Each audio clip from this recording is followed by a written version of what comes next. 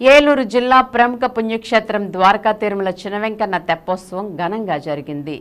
నృసింహసాగర పుష్కరిణిలో హంసవాహనంపై హంస అలంకరణలో ఉన్న తెప్పపై స్వామి అమ్మవార్లు విహరించే సుందర దృశ్యం భక్తులను కట్టిపడేసింది. ప్రతి ఏటా క్షీరాబ్ది ద్వాదశి రోజున చినవెంకన్న తెప్పోత్సవాన్ని ఆలయ అర్చకులు, అధికారులు అంగరంగ వైభవంగా నిర్వహిస్తారు. ముందుగా ప్రధాన ఆలయం నుంచి స్వామి అమ్మవార్ల ఉత్సవ మూర్తులను తొళక్క వాహనంపై ఉంచి ప్రత్యేక పూలతో అలంకరించారు. అనంతరం మంగళ వాయిద్యాలు, మేళ తాళాలతో ద్వారకా తిరుమల పురవీధుల గుండా భక్తుల కర్పూర నీరాజనాల నడుమ తొళక్క వాహనాన్ని నృసింహసాగర పుష్కరిణికి తీసుకుని వచ్చారు.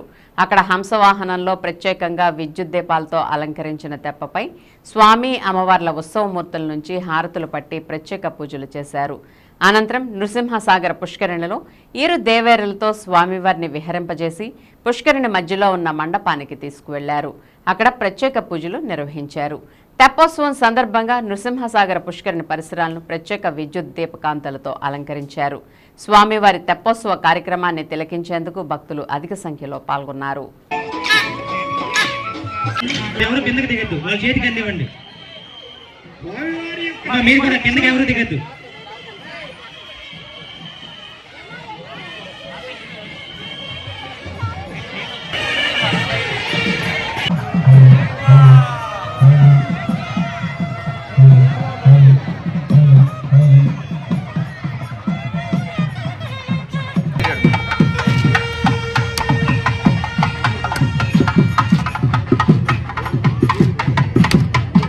స్వామి చూడండి ఒకసారి.